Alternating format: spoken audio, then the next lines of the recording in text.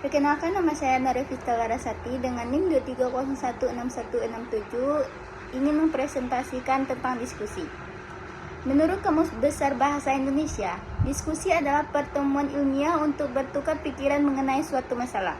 Berdasarkan Oxford Dictionary, diskusi adalah tindakan atau proses berbicara tentang sesuatu untuk mencapai keputusan atau untuk bertukar ide.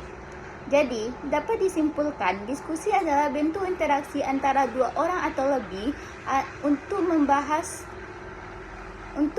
atau mencari solusi sebuah masalah. Yang kedua, ciri-ciri teks diskusi. Yang pertama, strukturnya terdiri atas isu, argumen mendukung, pro, argumen menantang atau kontra, dan simpulan.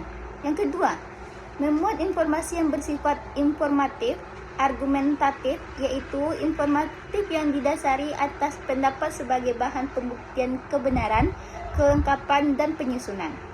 Yang ketiga, ciri kebahasaan teks diskusi menggunakan kata hubung atau konjungsi, pertentangan, misalnya tetapi, sedangkan, melainkan, dan sebagainya. Struktur teks diskusi.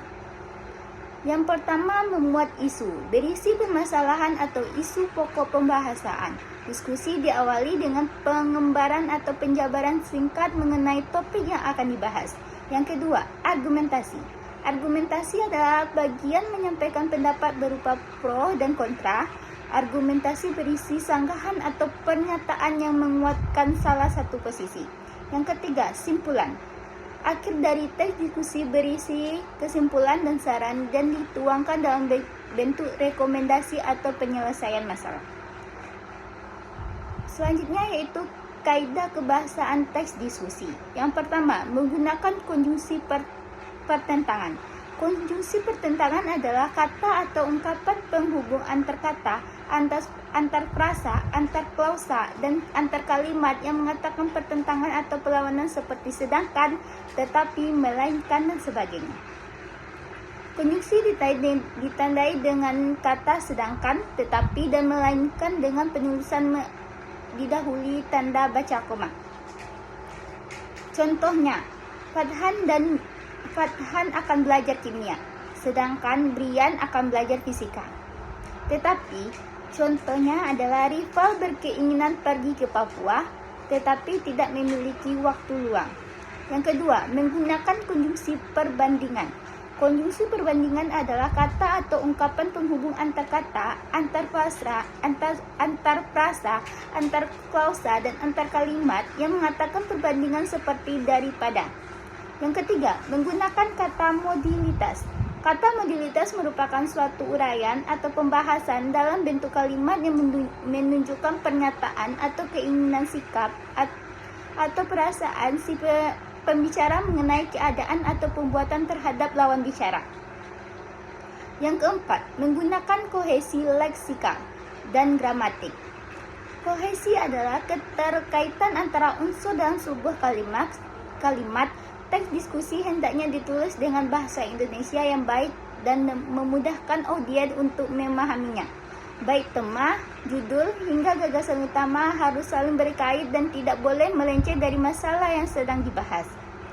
Jenis-jenis teks diskusi. Yang pertama, simposium. Simposium adalah sebuah pertemuan ilmiah yang membahas dan mempresentasikan hasil penelitian, pemikiran, dan isu-isu terkini dari suatu bidang tertentu. Yang kedua, konferensi. Konferensi adalah pertemuan resmi yang diadakan untuk membahas pemikiran, penelitian, dan isu-isu terkini. Yang ketiga, kongres. Kongres adalah pertemuan besar yang dibesarkan berdasarkan bagian daerah, organisasi, atau latar belakang. Yang keempat, seminar. Seminar adalah pertemuan akademik yang ditunjukkan untuk menyampaikan suatu topik yang akan kepada peserta. Yang kelima, lokakarya. Lokakarya adalah kegiatan penelitian yang berlangsung dalam jangka waktu tertentu. Dalam kegiatan lokakarya, biasanya peserta akan terlihat langsung dalam praktek maupun diskusi. Yang keenam, muktamar. Muktamar adalah pertemuan besar sebuah organisasi atau lembaga, khususnya dalam konteks organisasi Islam. Yang ketujuh, diskusi plana. Panel.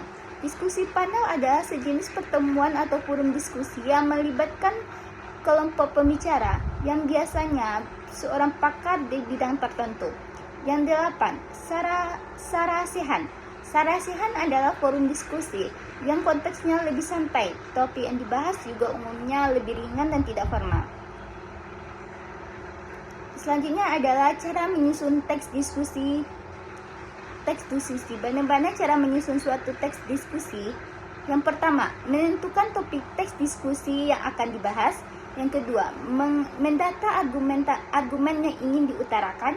Yang ketiga, mengumpulkan informasi atau data yang mendukung di dalam diskusi.